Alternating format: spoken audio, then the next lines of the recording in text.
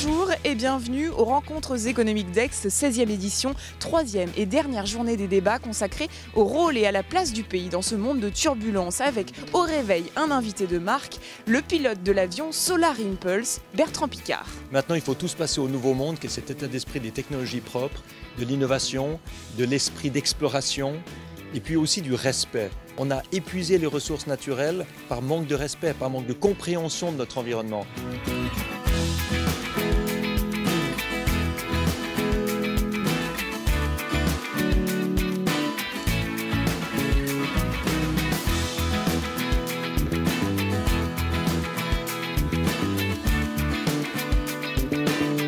Une rencontre appréciée avant de se remettre au travail pour débattre d'un enjeu crucial. Dans 35 ans, la France ne fera plus partie du G7. Alors, quel avenir pour la France, mais aussi quel avenir pour l'Union européenne après notamment le Brexit? Comment mettre les banquiers centraux au diapason, mais aussi la politique? Quelle nouvelle forme de gouvernance inventer? Autant de questions qui a inspiré les intervenants, notamment le ministre de l'économie, Emmanuel Macron.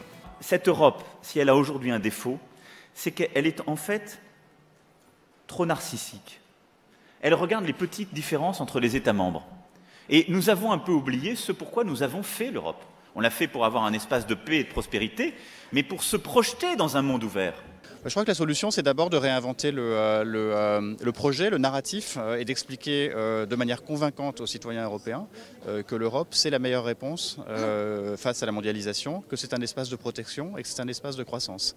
Et on oublie souvent que la finance au service de l'économie réelle, c'est fondamental et il ne faut pas la rejeter. Il faut rejeter les dérives, évidemment, mais il ne faut pas la rejeter en bloc.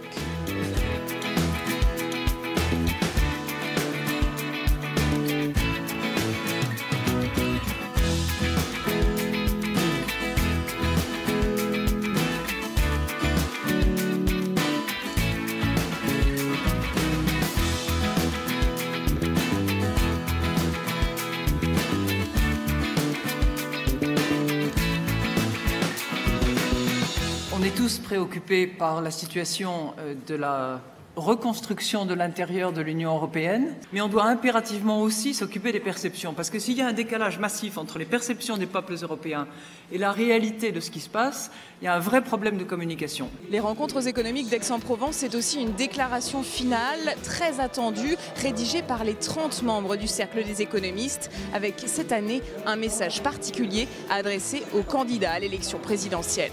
Qu'ils assument ce qu'ils souhaitent, ce qu'ils veulent, qu'ils assument. On leur reproche beaucoup d'annoncer des programmes et de ne pas les respecter. Le sujet prioritaire de notre pays, c'est le sujet de la formation du début jusqu'à la fin.